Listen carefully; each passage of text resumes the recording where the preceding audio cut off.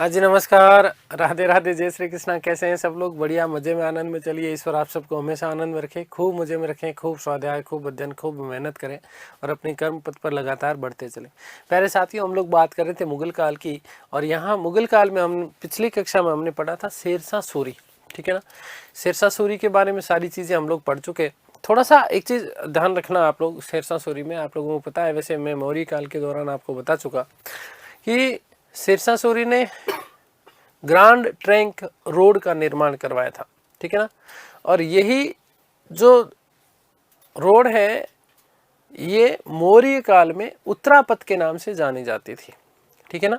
ध्यान देना, किस नाम से? उत्तरापथ के नाम से। इसे पक्का करवाने का कार्य किसके द्वारा किया गया था? शेरशाह सूरी के द्वारा, जो कि बंगाल के सोनार गांव से लाहौर, दिल्ली, अटक तक जाती थी। ठीक है ना? ध्यान देना। विशेष बात क्या कि इसे शेरशाह के काल में सड़क ए आजम कहा जाता था। क्या कहा जाता था? सड़क ए आजम। शेरशाह सूरी से आपके जो प्रश्न बनते हैं वो केवल और केवल 3 प्रश्न सबसे ज्यादा बनते हैं, वो ध्यान रखना। ठीक है? इवन कभी कभी चौथा प्रश्न भी पूछ लिया जाता है। कौन सा प्रश्न बनते हैं? देखो, ध्यान देना। एक तो शेरशाह सूरी की मृत्यु पूछ ली जाती है, कौन से अभियान के दौरान हुई है, कब हुई है, और कौन सा प्रक्षपात्र या आग्नेयास्त्र चलाते वक्त हुई इसकी मृत्यु हुई, पहली बात। दूसरा, सड़क ए आजम, ठीक है, जिसे आधुनिक भारत में जो है ऑकलैंड के द्वारा नाम दिया गया, ग्रांड ट्रंक रोड। ठीक है? दो प्रश्न हो गए। इसके अलावा शेरशाह सूरी का मकबरा पूछा जाता है, विशेष रूप से सासाराम बिहार में। कहाँ पर है? सासाराम बिहार में। इसको थोड़ा डिटेल से हम लोग बात करेंगे, जब मुगल कालीन कला संस्कृति पढ़ाऊंगा तो उसके साथ में हम इस टॉपिक को लेंगे। ठीक है? तो ये कुछ विशेष प्रश्न आपके बनते हैं शेरशाह सूरी से। एक चौथा प्रश्न कभी कभी पूछ लिया जाता है कि मुगल काल में या मध्यकालीन भारत में कौन सा ऐसा शासक था, ठीक है ना, जिसके शासनकाल में लोग घरों में ताले नहीं लगाते थे। तो ध्यान रखना कि कौन होगा? शेरशाह सूरी होगा। चलिए, आज जो हम लोग चर्चा करेंगे वो बात करेंगे अकबर की।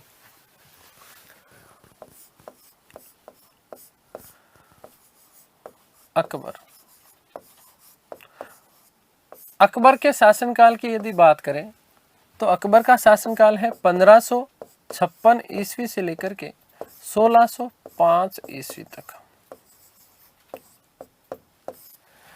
1556 ईस्वी से लेकर के 1605 ईस्वी तक का जो शासनकाल है वो शासनकाल किसका है? अकबर का है। पूरा नाम यदि हम बात करें तो आप लोगों को पता है, जलालुद्दीन मोहम्मद अकबर। ठीक है? देखिएगा, अकबर के जन्म की बात करते हैं। जन्म आपको पता है कि 15 अक्टूबर 1542 को। फिर बात करें कहाँ, तो अमरकोट, ये वर्तमान में पाकिस्तान में है, ध्यान रखना। कहां पर हुआ? अमरकोट में हुआ, ध्यान रखना। राणा थे जिनका नाम था वीरसाल, इन वीरसाल के महल में जो है अकबर का क्या होता है? जन्म होता है। राणा वीरसाल के महल में,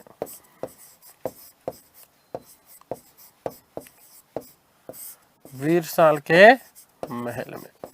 ठीक है? आगे बात समझ में क्लियर है? दूसरी, इसके अलावा यदि हम बात करें तो पिताजी की बात कर लेते हैं। पिता को आपको पता ही है, नाम हुमायूं। बात करें माता की तो हमीदा बानो बेगम। हमीदा बानो बेगम। ठीक है? माता जी का नाम क्या था? हमीदा बानो बेगम। अब देखो, जिस समय इसकी मृत्यु, माफ करना, इसका जब जन्म हुआ अकबर का, तो उस समय हुमायूं चूंकि निर्वासन काल के दौरान था, हुमायूं की स्थितियां बहुत ज्यादा कुछ ठीक नहीं थी। फिर भी हुमायूं ने इसके जन्म पर अपने सरदारों में कस्तूरी बांटी थी। क्या बांटी थी? कस्तूरी बांटी थी। याद रखना, कस्तूरी का मतलब क्या होता है? देखो, जो हिरण की नाभि में मिलती है ना कस्तूरी, ठीक है ना, बहुत सुगंधित होती है, तो कस्तूरी बांट करके अपने पुत्र अकबर के जन्म का उन्होंने क्या मनाया था, उत्सव मनाया था। ठीक है, अब यहीं पर ऐसा उल्लेख मिलता है कि बचपन में ही हुमायूं ने, क्योंकि खुद की तो हालत बहुत ज्यादा खराब थी, खुद की तो हालत बहुत ज्यादा खराब थी, निर्वासन काल में था, भटकने के दिन थे उसके, तो बचपन में हुमायूं ने अकबर को अपने भाई अस्करी के पास में छोड़ करके ईरान चला गया था।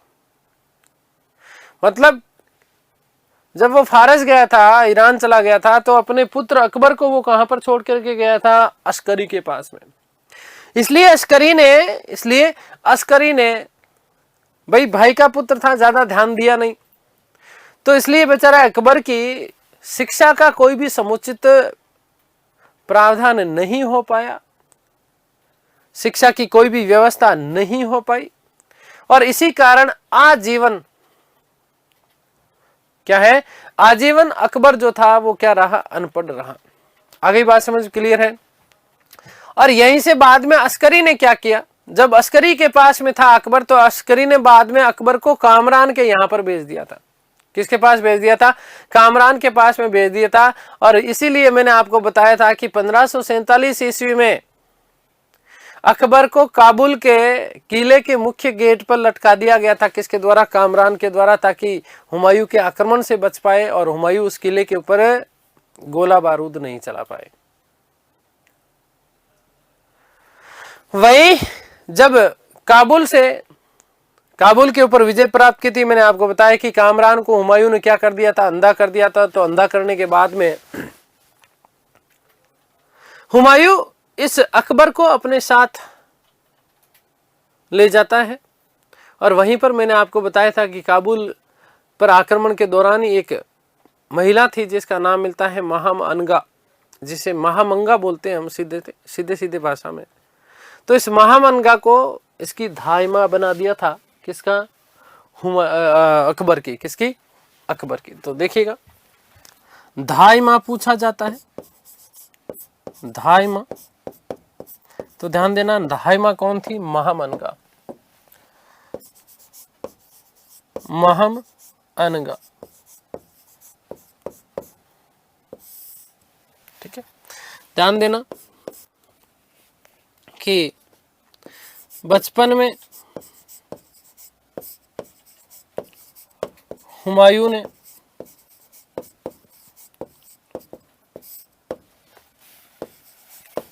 अकबर को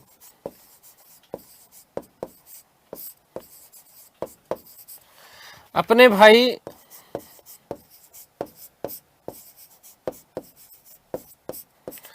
अस्करी के पास छोड़ा, अस्करी के पास छोड़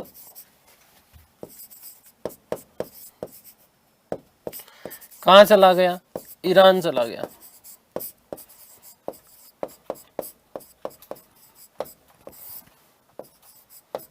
ठीक है, इसलिए अकबर की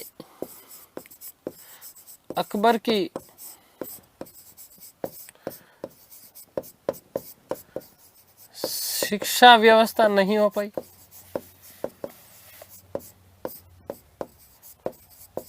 और शिक्षा व्यवस्था नहीं हो पाई तो आजीवन अनपढ़ रहा, आजीवन अनपढ़ रहा। तो मुगल काल का एकमात्र, एक तरीके से हम बात करें तो एकमात्र ऐसा बादशाह है जो आजीवन क्या रहा था, अनपढ़ रहा था। ये बात आप लोग विशेष रूप से ध्यान रखिएगा। आगे बात समझ में क्लियर है। तो आजीवन, जीवन पर्यंत बेचारा क्या रहा, अनपढ़ ही रहा, काला अक्षर भैंस के बराबर था। ठीक है, आगे बात समझ क्लियर है।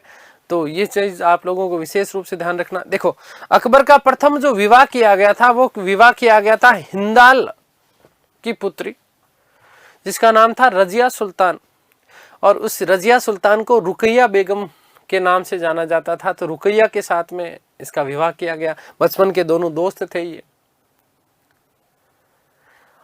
और जब ये हुमायूं दिल्ली में एक बार पुनः अपनी सत्ता की स्थापना करता है, तो इसी समय मैंने आपको बताया था कि सरहिंद के युद्ध में अकबर ने स्वयं भाग लिया था। तो इसी समय हुमायूं ने अकबर को लाहौर का सूबेदार बना दिया, और लाहौर का सूबेदार बनाने के साथ ही साथ बैराम खां को इसका क्या किया, संरक्षक नियुक्त किया। अब यहां से आपका प्रश्न ये आता है कि हुमायूं की मृत्यु के समय अकबर कहां पर था। तो ध्यान देना कि हुमायूं की मृत्यु के समय अकबर जो था वो बैराम खां के साथ में था, कलानौर पंजाब में। कहां पर था, कलानौर नामक स्थान पर था। कलानौर अभियान उस समय चल रहा था वस्तुतः, और कलानौर में एक वही व्यक्ति कौन, सिकंदर सूर, इस सिकंदर सूर के साथ में क्या किया जा रहा था, इसके साथ में युद्ध किया जा रहा था, किसके द्वारा, अकबर के द्वारा। तो जिस समय मृत्यु हुई ये कहां पर था, कलानौर में था, पंजाब में। जब मृत्यु की सूचना इसे पता लगती है तो वहीं पर बैराम खां के द्वारा, किसके द्वारा, बैराम खां के द्वारा कलानौर नामक स्थान पर ही इस अकबर का क्या कर दिया जाता है, राज्य अभिषेक करवा दिया जाता है। क्या करवा दिया जाता है, राज्य अभिषेक करवा दिया जाता है। 14 फरवरी 1556 ईस्वी को कलानौर पंजाब में एक छोटे से चबूतरे के ऊपर पहली बार जो है बैराम खां के द्वारा इसका क्या कर दिया जाता है, राज्याभिषेक कर दिया जाता है। और ध्यान देना कि दूसरी बार जो राज्याभिषेक हुआ अकबर का वो हुआ था 20 फरवरी को। उसके लगभग 6 दिन बाद में 20 फरवरी 1556 को दिल्ली में अपना दूसरा राज्याभिषेक करवाया। और राज्याभिषेक करवाने के साथ ही साथ ध्यान देना कि शहंशाह की उपाधि धारण करी। कौन सी उपाधि धारण करी, शहंशाह जलालुद्दीन मोहम्मद अकबर। तो एक तरीके से हम यदि बात करें तो शहंशाह की उपाधि धारण करने वाला मुगल काल का प्रथम व्यक्ति है। इससे पहले बादशाह की उपाधि धारण कर रहे थे। ठीक है, तो शहंशाह की उपाधि धारण करी थी किसने, आगे बात समझ क्लियर है। तो ध्यान देना कि अकबर का प्रथम विवाह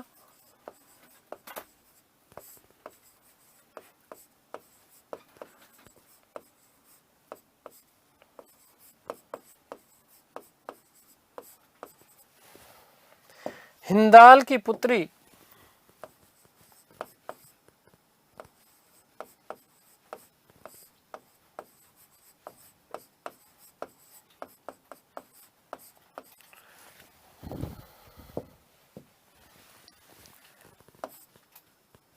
रजिया सुल्ताना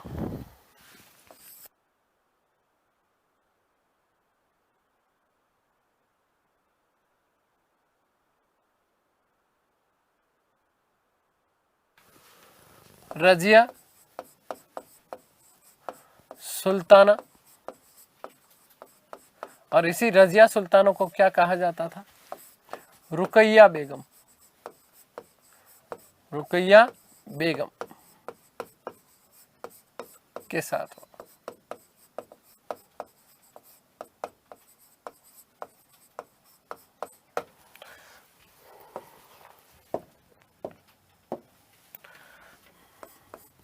दिल्ली विजय के बाद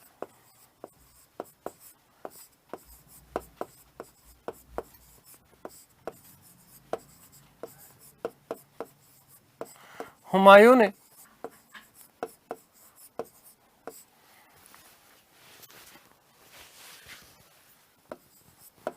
अकबर को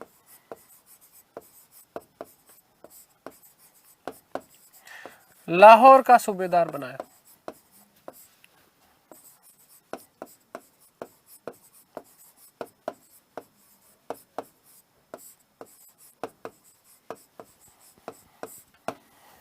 और ध्यान रखना कि हुमायूं की मृत्यु के समय ये इंपॉर्टेंट बनता है। हुमायूं की मृत्यु के समय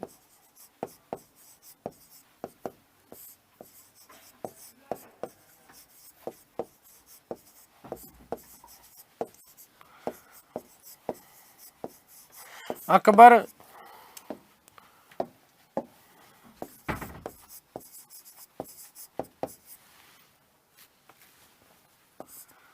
बैराम खां के साथ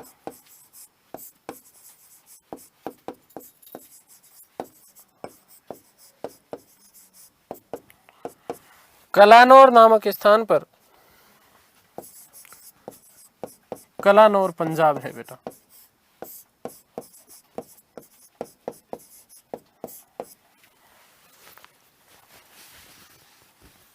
कलानौर पंजाब में था। ध्यान देना कि सिकंदर सूर के साथ अभियान था। सिकंदर सूर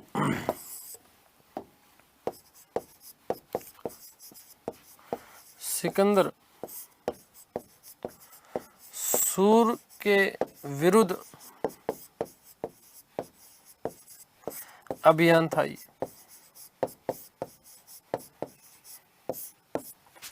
ठीक है, अगली बात ध्यान देना कि हुमायूं की मृत्यु का समाचार मिलने पर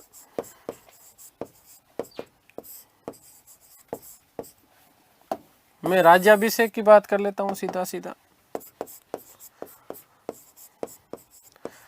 राज्याभिषेक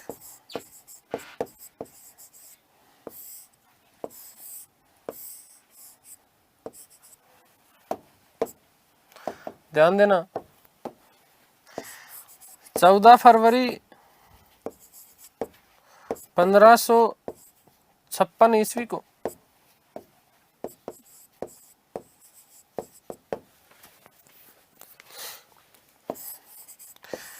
कलानौर में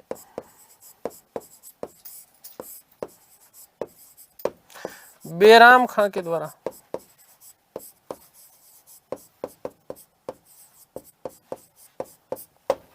और ध्यान देना कि दूसरी बार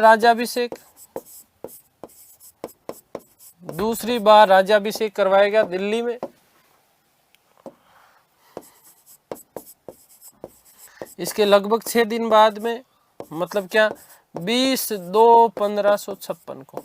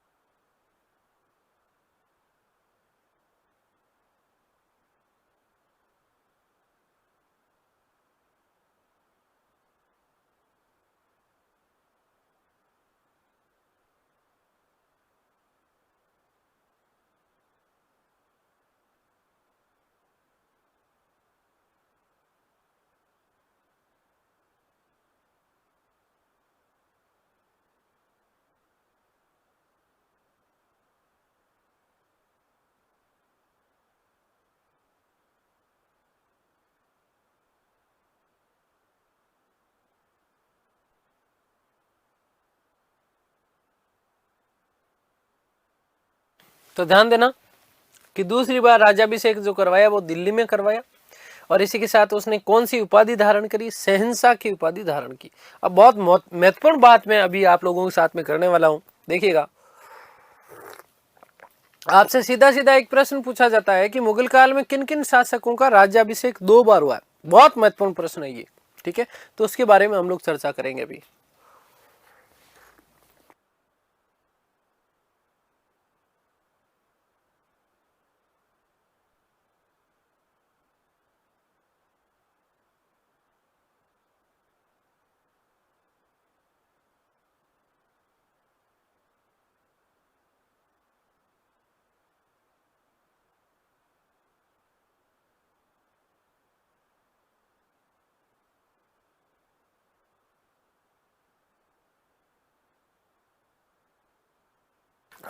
चलिएगा, तो ध्यान रखना कि किसकी उपाधि धारण करी थी? शहंशाह की उपाधि धारण करी। शहंशाह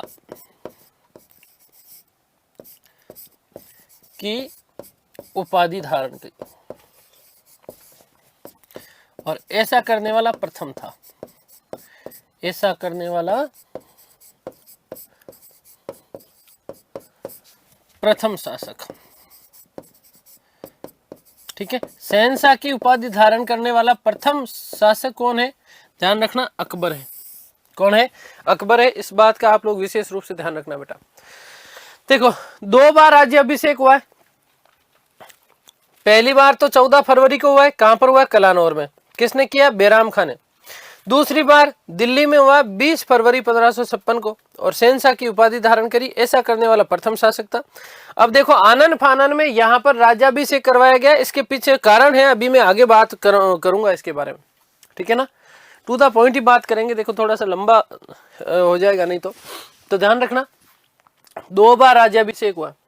अब यहां से आपका एक विशेष महत्वपूर्ण प्रश्न बनता है, मोस्ट इंपॉर्टेंट प्रश्न बनता है, ध्यान देना कि मुगल काल में कौन कौन से ऐसे शासक थे जिनका 2 बार राज्याभिषेक हुआ है। तो सबसे पहले हुमायूं, सबसे पहले कौन, हुमायूं का राज्याभिषेक 2 बार हुआ है। अकबर का राज्याभिषेक 2 बार हुआ है और औरंगजेब का राज्याभिषेक भी क्या है, 2 बार हुआ है, ठीक है। कौन है, हुमायूं, अकबर और औरंगजेब। कई इतिहासकार, अब चूंकि ध्यान देना मोस्ट इंपॉर्टेंट बात फिर से, कई इतिहासकार यहां पर एक बात और मानते हैं, और कौन सी मानते हैं, और मानते हैं बाबर वाली। कौन सी, बाबर वाली, क्योंकि बाबर का राज्याभिषेक भी एक तरीके से देखा जाए तो 2 बार, पहली बार तो काबुल में, फिर वहां पर भारत में। आगे बात समझ में क्लियर है। तो इस चीज का आप लोग विशेष रूप से ध्यान रखना। हुमायूं का, अब क्योंकि भारत से बाहर है इसलिए बाबर को हम लोग यहां पर नहीं मानेंगे, ठीक है। हुमायूं का 2 बार कैसे हुआ पता तो है ना आप लोगों को। पहली बार तो बाबर की मृत्यु के बाद 1530 में, और दूसरी बार कब, 1555 में। आगे बात समझ में क्लियर है। तो 2 बार राज्याभिषेक हुआ, किसका, हुमायूं का, अकबर का, औरंगजेब का। किसका, औरंगजेब का। औरंगजेब ने वस्तुतः धर्मत के युद्ध के दौरान पहली बार राज्याभिषेक करवाया, और औरंगजेब ने शाहजहां को जो है मुसम्मन बुर्ज में क्या कर दिया था, कैद कर दिया था। उसके बाद में जब उसने दोवराई के युद्ध में पराजित किया दारा सिकों को अंतिम रूप से, ठीक है, तो उसके बाद में इसने पुनः जो है एक बार अपना क्या करवाया था, राज्याभिषेक करवाया था। तो ध्यान रखना कि औरंगजेब का 2 बार हुआ है वस्तुतः भारत में, अकबर का 2 बार हुआ है, ठीक है, और हुमायूं का भी 2 बार हुआ है। तो विशेष नोट लगा रहा हूं, मोस्ट इंपॉर्टेंट ये नोट है। नोट देखो कि मुगल काल में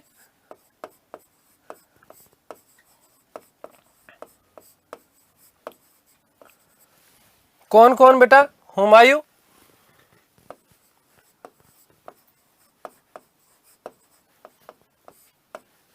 अकबर व औरंगजेब।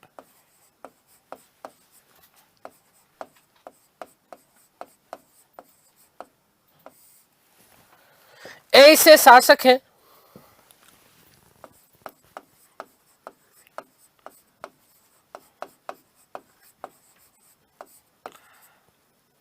जिनका 2 बार, जिनका 2 बार राज्याभिषेक हुआ। यही प्रश्न बनता है, देखो आजकल कोई युद्ध कोई नहीं पूछेगा। जो अलग प्रश्न बनता है, कॉन्सेप्चुअल प्रश्न बनता है, लॉजिकल जो प्रश्न बनता है, वही प्रश्न आजकल पूछते हैं। देखो ध्यान देना, जिनका 2 बार राज्याभिषेक हुआ है।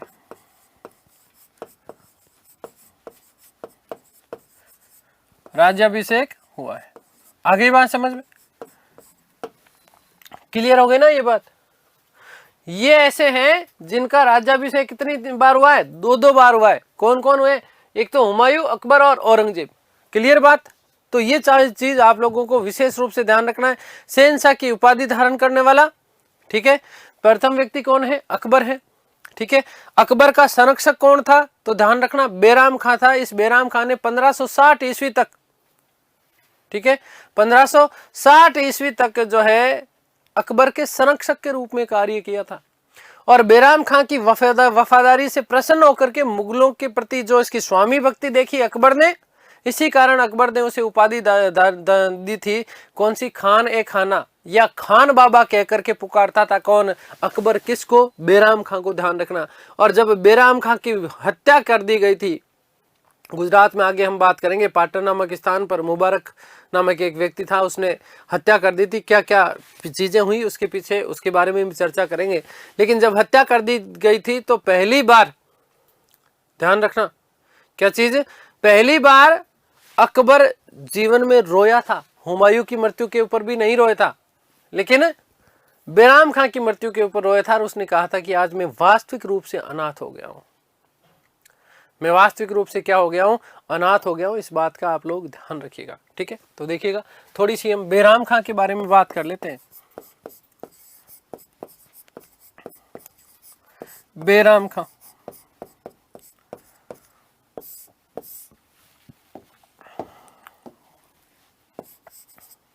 अकबर का संरक्षक था, अकबर का संरक्षक था,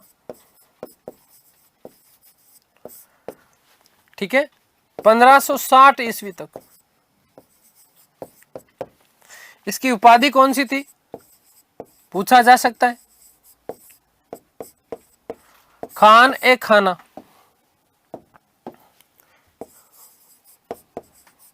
खाने खाना, या इसी को क्या कहा जाता था, खाने खाना।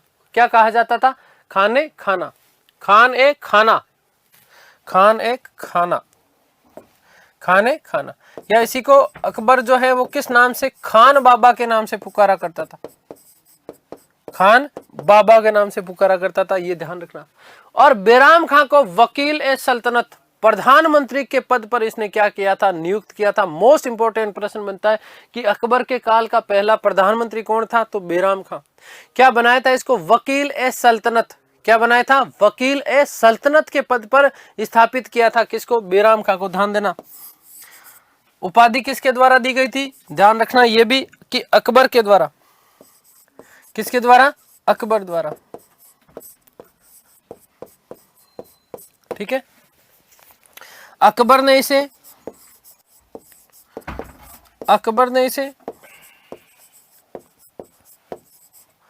वकील ए सल्तनत, वकील ए सल्तनत के पद पर, और वकील ए सल्तनत का मतलब था प्रधानमंत्री, ठीक है, के पद पर नियुक्त किया।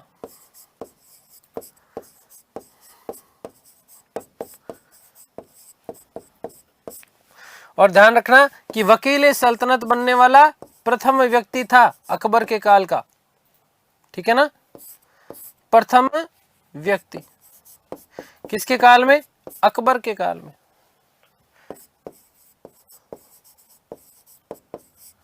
अकबर के काल का प्रथम प्रधानमंत्री पूछा जाता है तो ध्यान रखना कौन था, बेराम खान था, ठीक है। इसकी हत्या आगे बात करेंगे जब ये विद्रोह करेगा, ठीक है, इसे बाहर भी निकाला जाएगा, इसका विद्रोह का दमन भी किया जाएगा। ये सारी की सारी बातें हम लोग आगे करेंगे बेटा, ठीक है, आगे बात समझ में। लेकिन अभी इतना सा ध्यान रखना कि बेराम खां जो था वो था संरक्षक किसका, अकबर खां का। क्या कहता था अकबर को, खान बाबा। अकबर इसको क्या कहता था, खान बाबा, या उपाधि कौन सी दी थी, खान ए खाना। इसी का पुत्र था,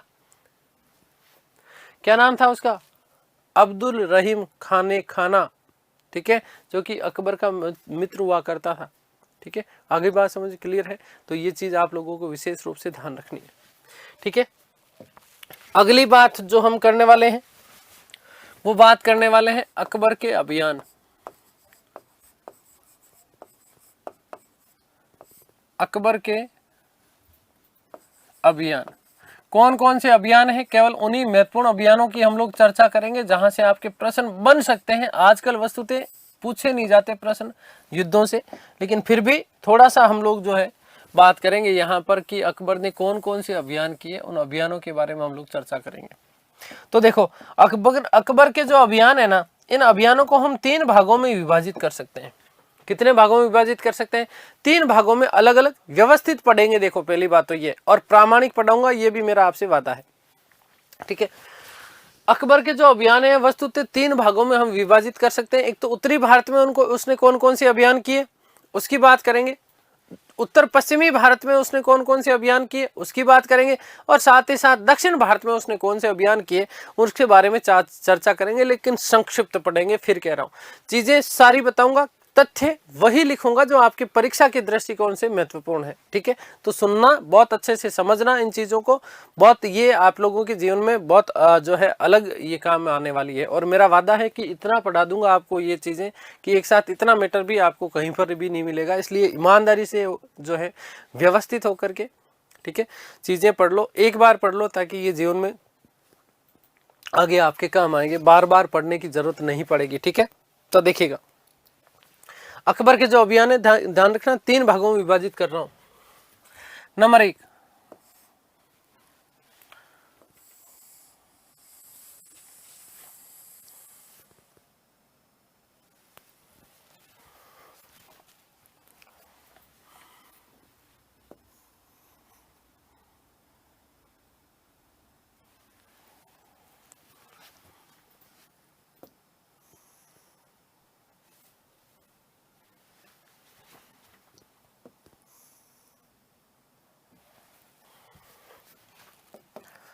उत्तरी भारत के अभियान,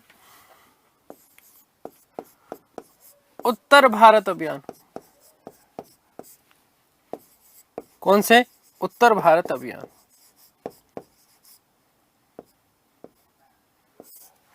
पहली बात।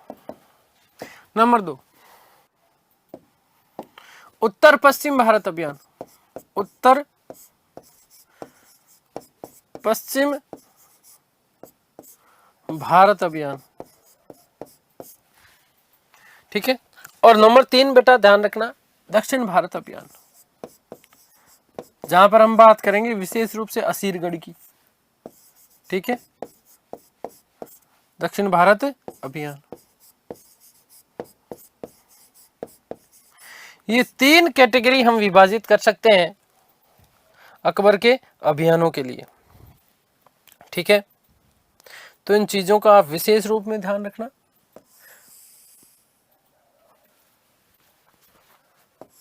कौन कौन से महत्वपूर्ण होंगे, कहां कहां से आपके प्रश्न पूछे जाते हैं, वो भी मैं आपसे, आपके लोगों के साथ में चर्चा करने वाला हूं। और मेरा वादा है कि एक भी प्रश्न आपसे बाहर जाने नहीं दूंगा इससे।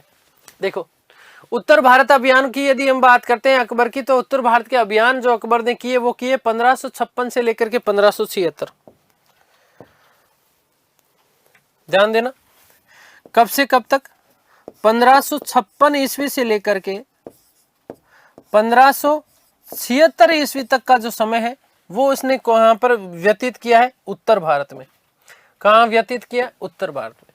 बात करते हैं उत्तर पश्चिम अभियान की, तो 1577 से लेकर के 1596, 1577 से लेकर के 1577 से लेकर के 1596 तक का जो काल है वो उसने किया उत्तर पश्चिमी भारत में। ठीक है, बात करते हैं यदि दक्षिण भारत के अभियानों की, तो 1597 से लेकर के मृत्यु पर्यंत 1605 तक इसको मान सकते हैं हम। ठीक है, हालांकि वस्तुतः असीरगढ़ अभियान उसका अंतिम अभियान माना जाता है। ठीक है, लेकिन फिर भी ध्यान रखना कि 1597 ईस्वी से लेकर के 1605 ईस्वी तक का जो समय है वो हम इसमें मान सकते हैं। कहां पर? दक्षिण भारत के अभियानों में। ठीक है, आगे बात समझ में क्लियर है?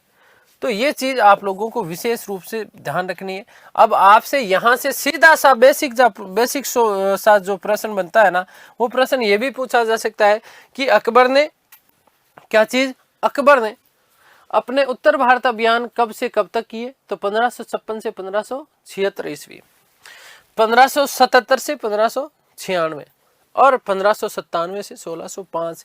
ये इसके 3 जो है विशेष रूप से इस अभियानों को हम 3 भागों में क्या कर सकते हैं? विभाजित कर सकते हैं। मोस्ट इंपोर्टेंट जो आपका प्रश्न पूछा जाता है वो प्रश्न पूछा जाता है पानीपत का द्वितीय युद्ध। कौन सा युद्ध? पानीपत का द्वितीय युद्ध। ये मोस्ट इंपोर्टेंट प्रश्न बनता है, यहां से ध्यान रखना। अब इसके पीछे की सुनाऊंगा मैं आपको थोड़ी सी 2 मिनट के लिए कहानी।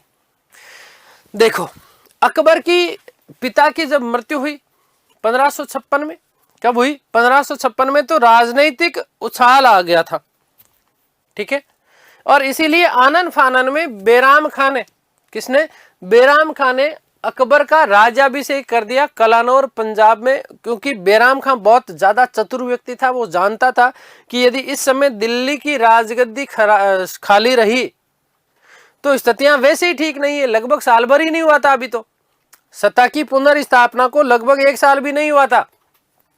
ठीक है, और विशेष रूप से क्या, सूर लोग जो थे, अफगान जो लोग थे, ये वैसे ही नजरें गड़ाए हुए बैठे थे, उनका वैसे ही दमन किया जा रहा था। देखो, मैंने कहा कि सिकंदर सूर के खिलाफ जो है वहां पर क्या चल रहा है? अभियान चल रहा है। समझना इन चीजों को, आपका ध्यान कमेंट की तरफ नहीं होना चाहिए।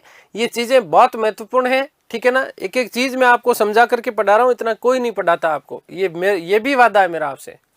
तो इन चीजों को समझ लो, क्योंकि मेरा ध्येय ये होता कि मेरे सामने जो मेरे सम्मुख जो बैठे हैं वो मेरे भाई बहन हैं, छोटे भी हो सकते हैं, कुछ हो सकता है मेरे से बड़े भी हों, ठीक है ना।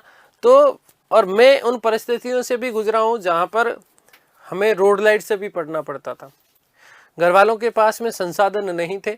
तो मैं ये भी समझता हूँ आपके मन की पीड़ा भी कि परिवार वाले लोग, हम कोई करोड़पति नहीं है, मध्यम वर्ग से संबंधित होता है विद्यार्थी, ठीक है। करोड़पति होता तो क्यों माथापौड़ी करता, अपना कोई बढ़िया बिजनेस करता, ठीक है ना। तो किन विशेष परिस्थितियों में घर वाले पैसे की व्यवस्था करते हैं, घर वाले खुद दुख पाते हैं लेकिन हमें दुख नहीं देते, ठीक है ना। हमारे लिए वो आगे से जो है तैयारी करके रखते हैं कि इतना पैसा मेरा बच्चा ताकि पढ़ ले, ठीक है ना। तो मुझे यही फील आता है कि ये मेरा परिवार है जो सामने बैठा है, उसी को मैं पढ़ा रहा हूँ। तो इन चीज़ों को ध्यान दिया करो। कई लोग मैं देखता हूँ कई बार फालतू के कमेंट करते रहते हैं, बातें करते रहते हैं, उनका कोई मतलब ही नहीं बेटा, सेंस ही नहीं।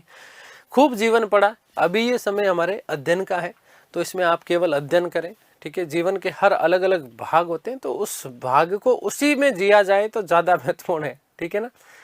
समय से पहले कई कार्य करना वो अनुचित हो जाते हैं जीवन भर के लिए, ठीक है ना। जीवन के दो पहलू है, एक जो अभी जी रहे हो, एक आगे जो जीने वाले हो। अभी मजे मार लिए तो आगे आने वाला खराब हो जाएगा। अभी मेहनत कर ली, ईमानदारी से अध्ययन कर लिया, ईमानदारी से आप जो भी करते हो उसके प्रति ईमानदार रहे, तो अभी व्यवस्थित हो जाएगा जीवन। तो आगे आने वाला आपका बुढ़ापा सुधर जाएगा। आप क्या चाहते हो, बुढ़ापे में दुख पाओ? हाँ नहीं, बुढ़ापा आपका सुखी रहे। अभी तो हमारे अंदर जो है जोश भी है, जुनून भी है, यौवन भी है ना, समस्त चीजें हैं, सारी चीजें हैं, लेकिन बाद में आने वाला समय हमारा खराब नहीं हो। इसलिए समय का सदुपयोग करें बहुत अच्छे से चीजों को। जब कोई चीज मिल रही है आपको इतनी घर बैठे, निर्मल सर ने आपके लिए घर बैठे गंगा आई जैसी बात है ना, नाम मात्र के फीस लेकर के आपको कोर्स दिया हुआ है, तो इसका सदुपयोग करें बेटा, ठीक है। चलिए, तो ध्यान देना कि अब इस स्थिति में चूंकि दिल्ली के ऊपर कई लोग नजरें गड़ाए हुए बैठे हैं, तो तुरंत आनन फानन में कलानौर नामक स्थान पर ही बैराम खान ने इनका क्या कर दिया था, राज्याभिषेक करवा दिया था। सबसे बड़ी बात क्या, ध्यान देना कि सबसे बड़ा एक व्यक्ति, और यहीं पर जो एक सबसे बड़ा जो विरोधी के रूप में आया वो आया हेमू। कौन आया? हेमू। वस्तुतः ध्यान देना, हेमू की यदि हम बात करते हैं तो पानीपत का युद्ध लड़ा गया था हेमू और अकबर के मध्य 5 नवंबर 1556 ईस्वी को। हेमू का पूरा नाम हेमचंद्र भार्गव। यहां से महत्वपूर्ण प्रश्न बनता है। पिता का नाम वस्तुतः था पूर्णमल, जो कि शेरशाह सूरी का घनिष्ठ मित्र था। कहानी समझना, बताने के पीछे कारण क्या है। हेमू का जन्म वस्तुतः मेवात में हुआ था। अलवर में माहरी नामक एक गांव हुआ करता था, यहां पर इनका जन्म हुआ था। शेरशाह सूरी की मृत्यु के बाद में इस्लाम शाह शासक बना था। कौन शासक बना था? इस्लाम शाह शासक बना था। ध्यान देना इस बात का। और इसी के समय हेमू जो था वो इस्लाम शाह के समय रसद अधिकारी हुआ करता था। केवल समझना, रसद अधिकारी का मतलब यह था कि इस्लाम शाह के समय हेमू जो था वो कर संग्रह करने का कार्य करता था। और इस्लाम शाह की मृत्यु के बाद में वहां पर जो शासक बना वो था आदिल शाह। कौन? आदिल शाह। तो आदिल शाह जो था ना वो थोड़ा सा विलासी प्रवृत्तियों का था, शौक मोजी व्यक्ति था, मौज मस्ती करने वाला व्यक्ति था। ए दिल दिल की दुनिया में ऐसा भी होता है, अंदर कोई रोता है बाहर कोई हंसता है। चलिए खैर, तो आदिल शाह जो था वो थोड़ा सा विलासी प्रवृत्ति का था। और इसी के समय सत्ता की जो वास्तविक शक्तियां हाथ में आई वो किसके हाथ में आई थी? हेमू के हाथ में आई। हेमू आदिल शाह के समय एक तो प्रधानमंत्री के पद पर और दूसरा मुख्य सेनापति के रूप में आया, ठीक है ना। अब यहां पर आप जब गाइड वाइड पढ़ते हो या दूसरी कोई किताबें पढ़ते हो तो आपको सीधा सीधा एक शब्द मिलता है कि आदिल शाह का प्रधानमंत्री और सेनापति, मुख्य सेनापति हुआ करता था कौन? हेमू, जिसने अकबर के ऊपर आक्रमण किया।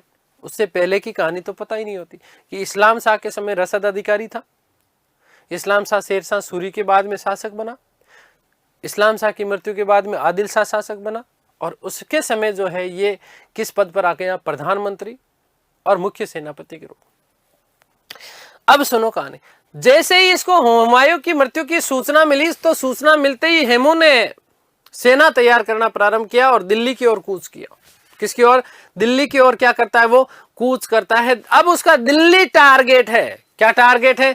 दिल्ली टारगेट है। और दिल्ली जाते समय बीच में ग्वालियर के ऊपर अधिकार किया, आगरा के ऊपर अधिकार किया। आगरा में एक मुगलों का सूबेदार था जिसका नाम था सिकंदर खां उज़्बेक। कौन था? सिकंदर खां उज़्बेक। इस सिकंदर खां उज़्बेक को उसने पराजित किया और पराजित होने के बाद में सिकंदर खां उज़्बेक भागा कहां पर? दिल्ली। कहां भागा? दिल्ली में। अब दिल्ली की बारी थी। किसकी बारी थी? दिल्ली की बारी थी। दिल्ली में जो व्यक्ति था सूबेदार मुगलों का, उसका नाम था तारदी बेग। क्या नाम था? तारदी बेग। इस तारदी बेग को पराजित किया हेमू ने और 7 अक्टूबर 1556 ईस्वी को दिल्ली के ऊपर अधिकार कर लिया। और दिल्ली पर अधिकार करने के बाद में अपना राज्याभिषेक करवाया और राज्याभिषेक करवाने के बाद में विक्रमादित्य की धारण करी। ध्यान रखना, मोस्ट इंपोर्टेंट प्रश्न बनता है कि मध्यकालीन भारत में एकमात्र ऐसा कौन सा शासक था, या सीधे आपको फंसाने के लिए क्या बोलेगा कि मुगलकालीन शासनकाल के दौरान कौन से शासक ने विक्रमादित्य की उपाधि धारण की थी? तो ध्यान रखना, हेमू ने विक्रमादित्य की क्या की थी? उपाधि धारण करी थी। मध्यकालीन भारत में फिर लॉजिकल प्रश्न बनता है कि मध्यकालीन भारत में विक्रमादित्य की उपाधि धारण करने वाला प्रथम और अंतिम शासक कौन था? तो वो भी कौन था? हेमू था। ठीक है, विक्रमादित्य की उपाधि धारण करी और अपने आप को वहां का क्या? राजा घोषित कर दिया साहब। दिल्ली के ऊपर क्या कर लिया? अधिकार कर लिया। अंतिम हिंदू सम्राट, मोस्ट इंपोर्टेंट प्रश्न, ध्यान रखना। अब यहां से थोड़ी सी कंट्रोवर्सी बनती है, इसको भी सुनो, क्योंकि कई गाइड जो है वो गाइड ये मानती है कि अंतिम जो हिंदू सम्राट है वो पृथ्वीराज चौहान थे। कैसे संभव है? पृथ्वीराज चौहान तो तराइन के द्वितीय युद्ध के समय ही बंदी बना लिए गए थे गौरी के द्वारा। किसके द्वारा? गौरी के द्वारा। एक हमने बात करी थी दिल्ली सल्तनत काल के दौरान खुसरो शाह की, जो कि गुजरात का वस्तुतः हिंदू था। उसको बाद में जो है मोहम्मद शाह के द्वारा क्या कर दिया गया था? उसको इस्लाम में परिवर्तित कर दिया गया था।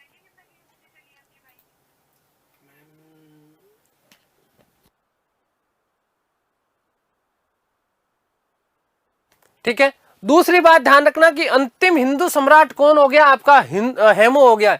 क्यों हो गया? क्योंकि उसने दिल्ली के ऊपर अधिकार किया और अधिकार करने के बाद में अपने आप को विक्रमादित्य की उपाधि धारण करी और जो है शासक घोषित कर दिया था। कहां का? दिल्ली का। तो ध्यान रखना, अंतिम हिंदू सम्राट भी, ये भी प्रश्न पूछा जा सकता है, तो आपको क्या करना? हेमू करना है मेरे हिसाब से। आपको भी समझ में आ गया होगा कि क्यों करना, उसके पीछे कारण क्या है। और तो फिर यहां से प्रश्न बनता है कि अंतिम हिंदू सम्राट जिसने दिल्ली के ऊपर अधिकार किया, नॉट पृथ्वीराज चौहान, हेमचंद्र, हेमू। कौन था? हेमू। आ गई बात समझ में? क्लियर है? तो यहीं पर जब उसने यहां पर क्या कर लेता है? अधिकार कर लेता है। उधर तारदी बेग पराजित होने के बाद में ऐसा कहा जाता है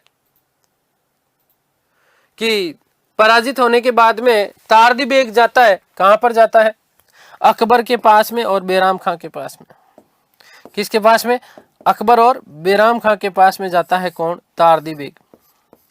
कि साहब दिल्ली के ऊपर तो अधिकार कर लिया है। किसने अधिकार कर लिया है? हेमू ने अधिकार कर लिया है। ठीक है, इधर कौन खड़ा है साहब? बैराम खान खड़ा है। कौन खड़ा है? बैराम खान खड़ा है। और इधर इसके साथ में नन्ना मुन्ना ही है, अभी ज्यादा उम्र है नहीं। किसकी है? अकबर की। ठीक है, और तारदी बेग ने आकर के सूचना दी है किसको? बैराम खान को। अब ये इस समय वस्तुतः कहां पर थे? पंजाब में ही हुआ करते थे। ठीक है, तो ध्यान देना, इस बैराम खां को जब सूचना दी तारदी बेग ने, तो ऐसा कहा जाता कि तारदी बेग को का सर कलम कर दिया। किसने? बैराम खां ने। तारदी बेग का सर कलम कर दिया था। किसने? बैराम खान ने। के निकम्मे आदमी, ऐसी सूचना आकर के दी है क्या मैं? ठीक है, तो ये बात एक तो ध्यान रखना। अब यहीं से वो अपनी सेना को संगठन करते हैं और यहां से भागते हैं दिल्ली की तरफ। 5/11/1556 ईस्वी को पानीपत के मैदान में अकबर और हेमू की सेना का आमना सामना हुआ। बैराम खान ने रणनीति बनाई। क्या रणनीति बनाई? बैराम खान को पता था कि हेमू जो है वो बहुत खतरनाक शासक है, बहुत महान वीर योद्धा है, और इसलिए हेमू को मार पाना उसके बस की बात नहीं होगी, बस की बात नहीं होगी। इसलिए बैराम खान ने एक सैन्य टुकड़ी तैयार करी। बैराम खान ने एक सैन्य टुकड़ी तैयार करी। क्या करी? सैन्य टुकड़ी तैयार करी। और वो केवल और केवल सैन्य टुकड़ी इसीलिए तैयार की ताकि हेमू के ऊपर क्या किया जा सके? आक्रमण किया जा सके। अब हेमू साहब क्या था, सुनो। हेमू जो है वो अपने पूरे के पूरे शरीर को जरीब के पूरे की पूरी पोशाक पहन करके रखता था। माफ कीजिएगा, नाम नहीं आ रहा है ना, अटक गया है, तो ध्यान रखना। पूरा का पूरा शरीर अपना क्या रखता था? बख्तरबंद रखता था। क्या रखता था? बख्तरबंद रखता था। पूरा का पूरा शरीर केवल और केवल लोहे से वो ढका हुआ रहता था। ये वाला जो केवल आंखें वाला जो भाग है, कौन सा? आंखों वाला जो भाग है, यही केवल जो है क्या रहता था? खुला रहता था। इसके अलावा पूरा भाग क्या रहता था? खुला रहता था। तो बैराम खान ने क्या बनाई? एक रणनीति बनाई। क्या बनाई? एक तीरंदाजों का पूरा जत्था तैयार कर दिया और पूरी की पूरी टुकड़ी इस हेमू को मारने के लिए लगा दी गई। और ये इन तीरंदाजों को केवल और केवल एक ही कार्य दिया गया। क्या कार्य दिया गया साहब? कार्य ये दिया गया कि आपको कुछ नहीं करना, केवल और केवल हेमू की आंख को ही टारगेट करना है। हेमू की आंख को ही क्या करना है? आपको टारगेट करना है। ये चीज आप लोग विशेष रूप से ध्यान रखना। हेमू अपने हाथी के ऊपर बैठा हुआ भयानक रूप से युद्ध कर रहा था।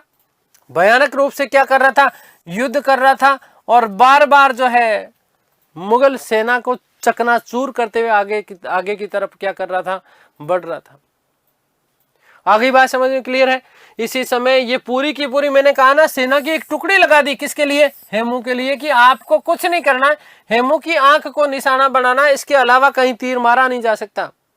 और दुर्भाग्यवश, कैसे? दुर्भाग्यवश इसी समय एक तीर आता है। कहां? हेमू की आंख में लगता है। कहां लगता है? हेमू की आंख में लगता है। और हेमू इस युद्ध में क्या हो जाते हैं? घायल हो जाते हैं। क्या हो जाते हैं? घायल हो जाते हैं। हेमू हाथी से नीचे गिर पड़ते हैं और बंदी बना लिया जाता है। क्या कर लिया जाता है? बंदी बना लिया जाता है। बंदी बनाने के बाद में अकबर के सम्मुख प्रस्तुत किया जाता है। किसको? हेमू को बुरी स्थिति है, हेमू की स्थिति बुरी है, घायल अवस्था में है, आंख से लथपथ जो है लहू टपक रहा है। और इधर कौन खड़ा है? बैराम खान खड़ा है। कौन खड़ा है? बैराम खान खड़ा है। हाथ में तलवार है। पास में कौन है? अकबर खड़ा है। कौन खड़ा है? अकबर खड़ा है। बैराम खान ने कहा कि अकबर, सिर काट दे इसका।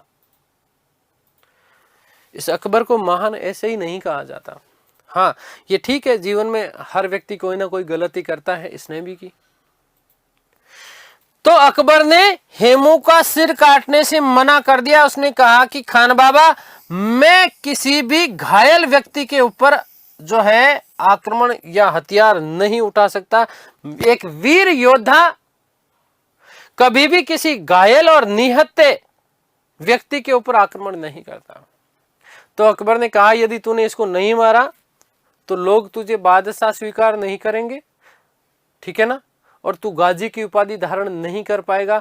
तो अकबर ने कहा कि भाड़ में गई गाजी की उपाधि और बादशाह, मैं एक घायल व्यक्ति के ऊपर क्या नहीं करूंगा? आक्रमण नहीं करूंगा। परंतु इसी समय चारों तरफ इसके घेरा बनाया गया ताकि लोगों को पता नहीं चले। और बैराम खान ने इसी तलवार से हेमू का सर काट दिया। हेमू का सर काट दिया। ठीक है, आगे बात समझ में क्लियर है? और इसी के साथ में हेमू की क्या हो जाती है? मृत्यु हो जाती है। अकबर को गाजी की उपाधि धारण करवा दी जाती है। किसके द्वारा? ध्यान रखना, बैराम खां के द्वारा। किसके द्वारा? बैराम खां के द्वारा। ठीक है ना। तो ये ध्यान रखना कि मध्यकालीन भारत में हेमू एकमात्र ऐसा हिंदू शासक था जिसने दिल्ली के ऊपर क्या किया था, अधिकार किया था। ठीक है, आगे ही बात समझ में क्लियर है। तो इन चीजों का आप विशेष रूप से ध्यान रखना। हम बात करेंगे पानीपत का द्वितीय युद्ध, मोस्ट इंपोर्टेंट प्रश्न आपका बनता है।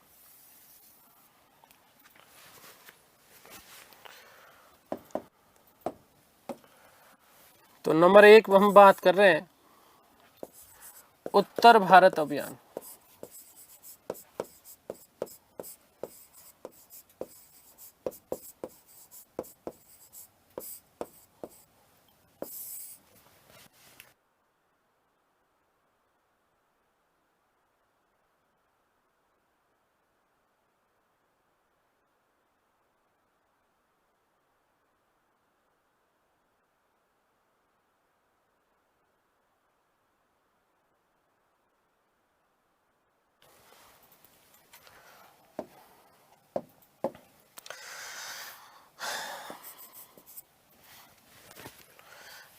नंबर 1 पानीपत का द्वितीय युद्ध।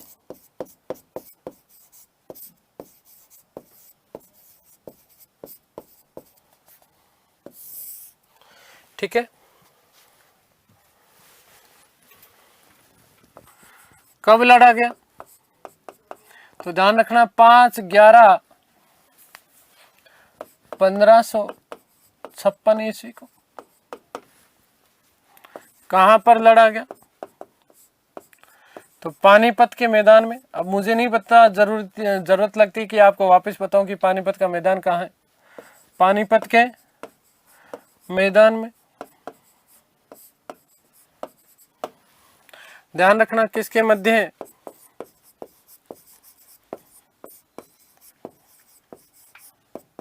तो देखो कहानी पूरी बता दी हूं। ठीक है, तो अकबर वर्सेज हेमू।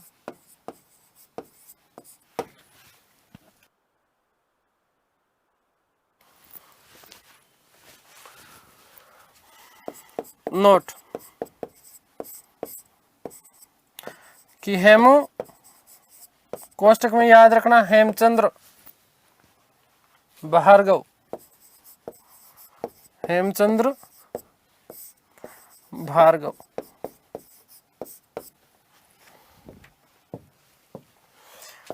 आदिल शाह सूर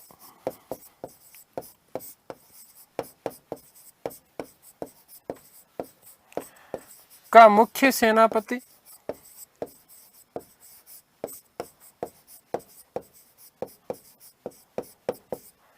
वे पीएम था।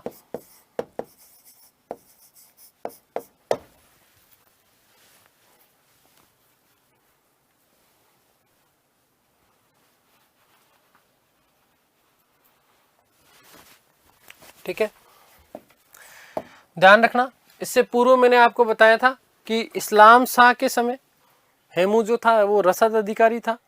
ठीक है, शेरशाह सूरी के बाद इस्लाम शाह बना, उसके बाद में इस्लाम शाह की मृत्यु के बाद में कौन बना था? आदिल शाह बना था।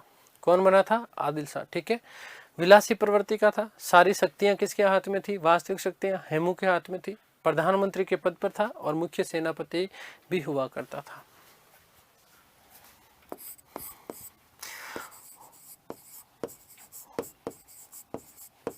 हुमायूं की मृत्यु की सूचना पाकर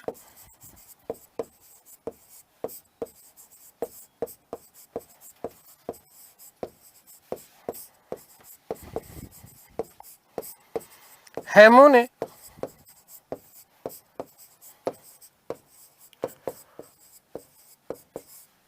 दिल्ली का अभियान किया।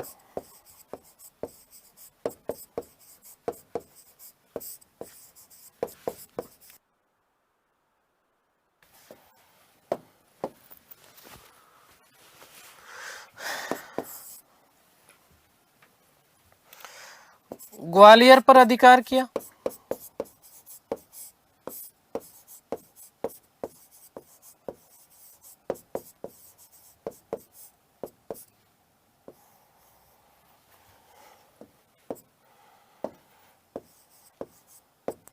नंबर 2, आगरा पर अधिकार।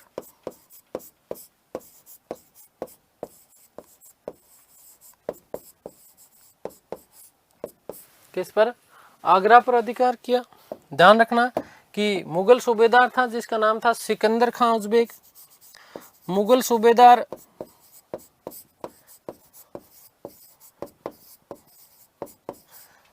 सिकंदर खां उज़्बेक को पराजित किया। सिकंदर खां उज़्बेक को पराजित किया।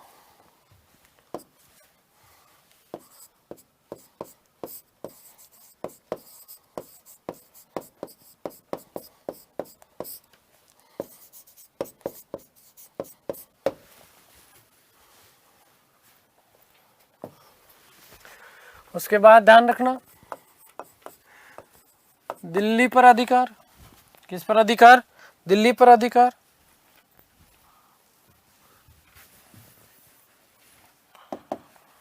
नंबर 3, दिल्ली पर अधिकार।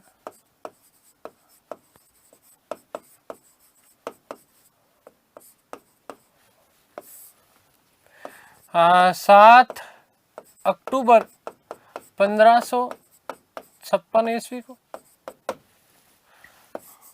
मुगल सूबेदार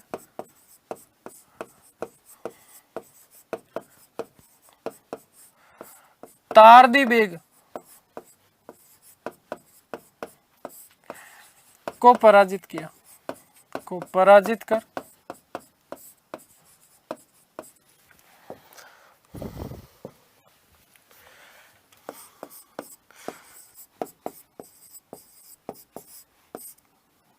दिल्ली में अपना राज्याभिषेक करवाया।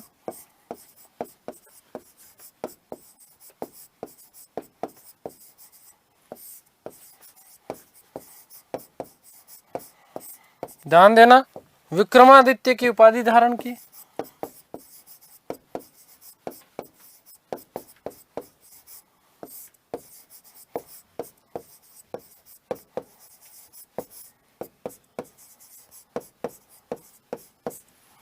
ठीक है, मोस्ट इंपॉर्टेंट कि हेमू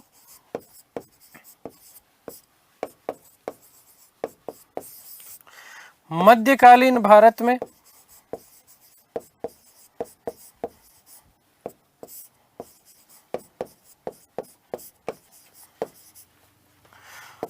प्रथम व अंतिम शासक।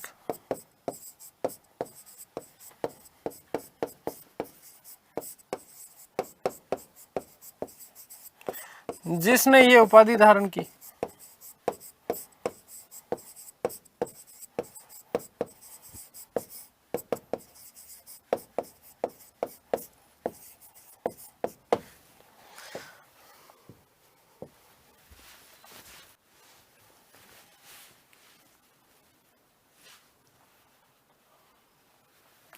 ध्यान रखना कि हेमू अंतिम हिंदू सम्राट था। अंतिम हिंदू सम्राट जिसने दिल्ली पर अधिकार किया।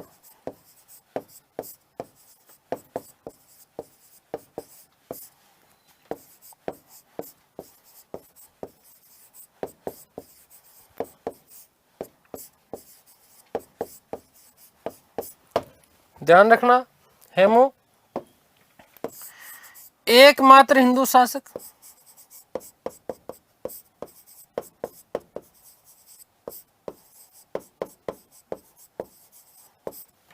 मध्यकालीन भारत।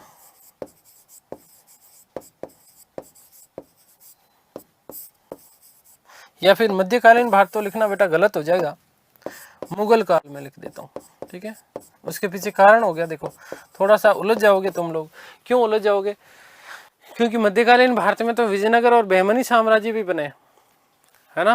विजयनगर साम्राज्य जो कि हिंदू साम्राज्य था। आगे बात समझ में क्लियर है? तो इस चीज का आप लोग ध्यान रखना विशेष रूप से।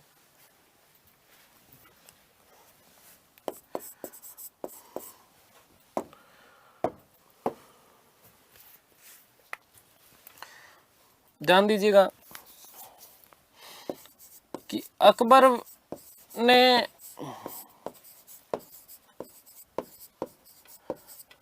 हेमू पर आक्रमण कर पराजित किया। ठीक है, पहली बात तो देखो यही प्रश्न बनता है, सबसे महत्वपूर्ण प्रश्न ही आपका ये बनता है कि पानीपत का द्वितीय युद्ध कब हुआ, तो 5/11/1556 किसके मध्य, अकबर और हेमू। पानीपत का तृतीय युद्ध अहमद शाह अब्दाली और मराठा, अहमद शाह अब्दाली और मराठा, ये बात आप लोग विशेष रूप से ध्यान रखना।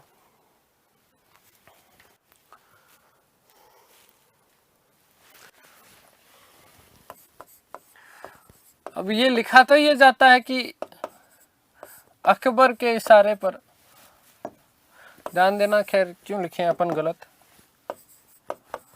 बैराम खान ने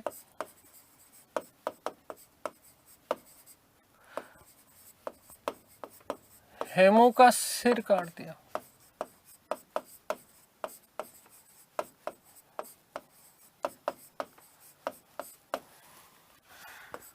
विजय के बाद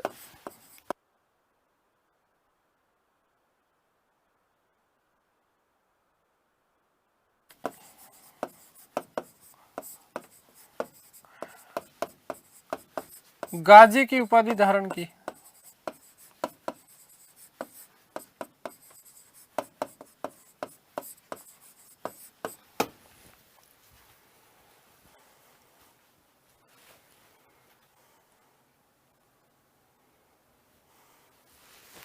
ठीक है, आगे बात समझ में क्लियर है। तो गाजी की उपाधि धारण करता है कौन, अकबर, और हेमू का इसी के साथ में क्या हो जाता है, पतन हो जाता है। अब अकबर को कोई भी टोकने वाला है नहीं। ठीक है, ऐसा कहा जाता है कि हेमू ने अपने जीवन काल में कुल 24 युद्ध लड़े थे, इसमें से 22 युद्ध में हेमू क्या रहा था, विजय रहा था। क्या रहा था, विजय रहा था। तो ये हमने बात कर ली पानीपत के द्वितीय युद्ध की। अगली जो बातें हम करेंगे, उत्तर भारत के और कौन कौन से अभियान किए, उसके बारे में बात करेंगे हम हमारी अगली क्लास में। तब तक के लिए सभी को धन्यवाद, नमस्कार, थैंक यू सो मच।